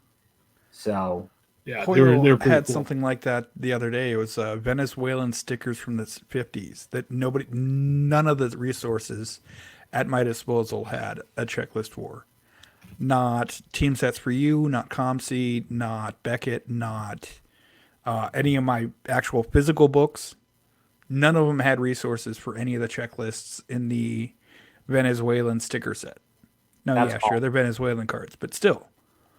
That's awesome that there's still stuff out there that we don't know about. Yeah. Yep. There's still parts of the deep blue sea of trading cards that are still undiscovered. And it's fun that we don't know. Underdocumented. Yeah, it's awesome. I mean, to me, that's not being sarcastic. It's cool that there's stuff out there that we don't know about that it's like, and Mark Hoyle is a great resource for that. He comes up with all kinds of stuff. Hey, have you seen this? And I'm like, son of a bang my hand. Thanks, Mark. Before we leave tonight, I want to we're into the divisional round of the playoffs, and we want to give our Super Bowl picks, and just give the picks and who you think is going to win the game. Well, Benjamin, say. I hate the 49ers, so I don't care. Right now, I guess I have to be a Vikings fan. Packers over Seahawks, and the Chiefs and the Ravens, unfortunately, are probably going to win both of those games, so there's that. No. I said, what's your Super Bowl pick? I hate drunk. It's 2 hours. Even I'm looking at Uncle Rich for help. I'm going to say the Packers and the Ravens, although I think the 49ers are still the class of the NFC with who's left. Okay, who wins the game? It doesn't matter. I'm rooting for a good game. Shut up, Timothy. I'm rooting for the Packers. Green and gold. He's only rooting him to. I just muted him because I can't take it. Steph, who do you have? So if the Chiefs beat the Ravens, I have them against my Vikings. Yeah, we're a 6th seed, but we don't we're not a It's a homer pick. Come on now. 6th pick. Yeah, sure, it's homerish, but I have faith in my team. My Colts are going to win some the Super reason. Bowl this year. I've been drinking some purple Kool-Aid. Oh. Here's the Benny card, which he calls a Don Budden Venezuelan sticker from 1955. And sure enough, on eBay, there's some sold and there's some that exist that are still up for auction. Mark comes up with all kinds of weird crap. I love him for that. And I also hate him for that. Hate him in a lovable way. Like, son of a Mark. Because you're forcing us now to hit 2 hours. My picks, the Chiefs and the Niners. With the Chiefs winning, I don't feel wholeheartedly. I really like Ben's pick of the Ravens Packers, but I wanted to be a little different. So we'll see what happens. No final thoughts tonight as we hit the 2 hour mark. Remember, we're live every Wednesday at 8 p.m. Pacific. 10 Central, 11 Make sure Eastern. to subscribe to review our show on all platforms. We really appreciate those. Follow us on Twitter about the cards. Follow Ben at Our Trading Cards. Follow Steph at Junkwax Twins. Follow me at Big Shep 79. Please share your hobby stories, great polls, and send your questions our way. Keep collecting, and we will talk to you next week. And email us if you need to. Yes, about the cards pod at gmail.com. Good night.